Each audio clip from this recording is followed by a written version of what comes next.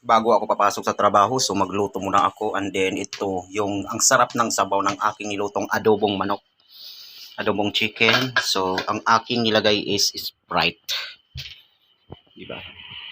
So ito na siya, pulong-pulo na yung ating adobong manok, chicken adobo. Ayan guys, punong-puno yan sa ingredients guys.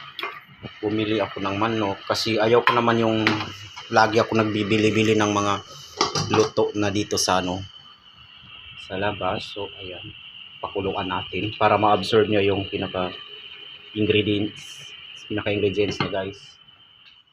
So ayan. Tapos nilagyan ko siya ng dugos. Honey. Nilagyan ng honey guys. May honey kasi ako yan. Binili ko.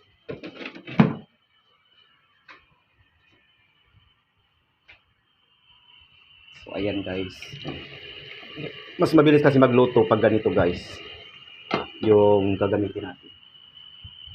So nilagyan ko na siya ng Sprite para mas masarap siya guys. Thank you so much for watching guys. So after ng luto ko, maliligo na ako para papunta na sa work.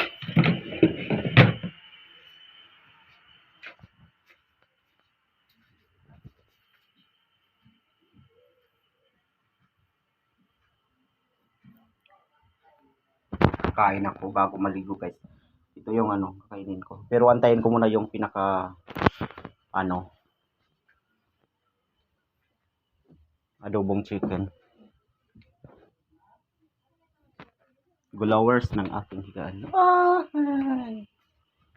Ayan, yung baon ko ito.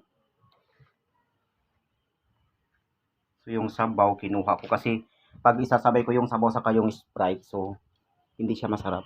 Kaya kinuha ko na yung sabaw bago ko nilagyan ng Sprite para ma-absorb niya guys. Kaya yan, ang sarap yan guys. Thank you so much for watching. Follow for more.